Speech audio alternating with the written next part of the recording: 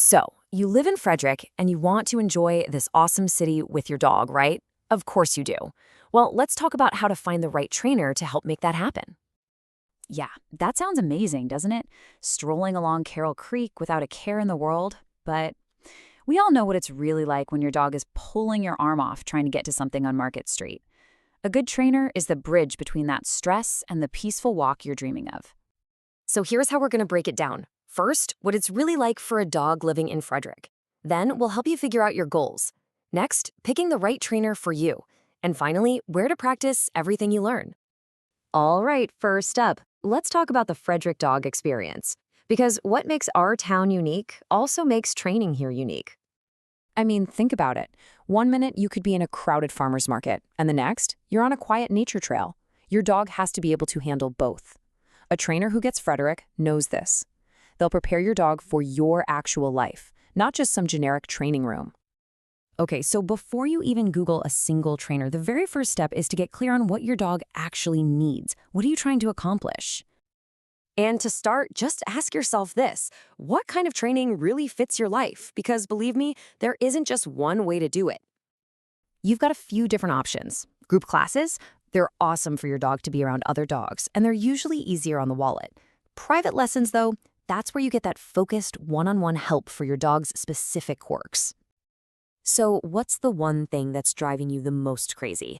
Is it the constant leash pulling? The jumping on every guest who walks in? Or maybe it's something more serious, like fear or anxiety.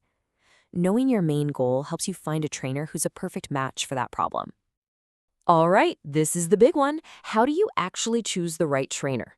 Let's get into the methods, the money, and the questions you've absolutely got to ask. Okay, this is probably the most important thing to understand. There are really two main approaches. Positive reinforcement is all about rewarding your dog for doing the right thing. You can think of it like a paycheck for a job well done. It makes them want to work with you. The other way, well, it often uses harsh tools that rely on fear or intimidation. And honestly, that can just create a whole new set of problems and really damage the trust you have with your dog. You know, believe it or not, anyone can call themselves a dog trainer. It's not a regulated industry. That's why you want to look for these letters after their name, things like CPDT or KPA CTP. These show that a trainer has actually studied and passed exams on how dogs learn and behave.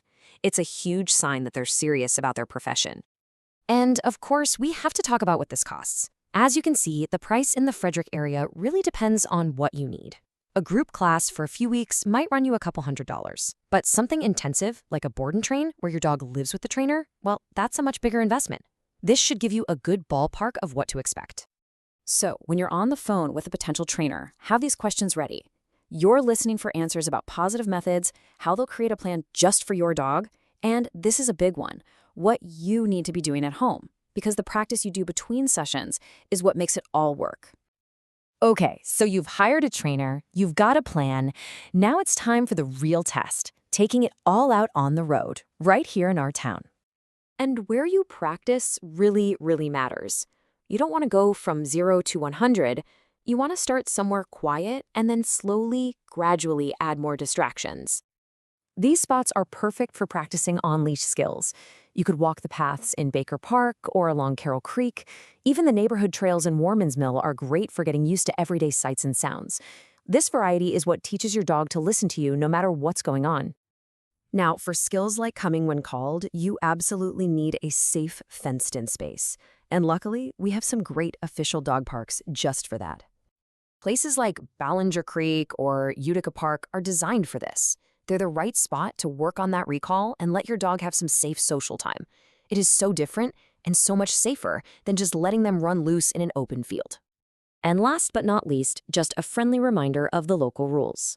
Being a good dog-owning neighbor in Frederick means keeping your dog on a leash whenever you're out and about, making sure they're licensed, and keeping those vaccinations current. It's all part of being a responsible member of the community. You know, when you put in this effort, it's not just about fixing problems. It's really about building a partnership that lets you do so much more together.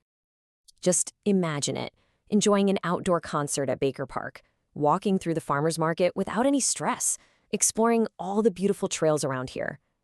Finding the right trainer is really the first step toward that life. I wish you the best of luck, and I hope you and your dog get to enjoy everything our wonderful town has to offer.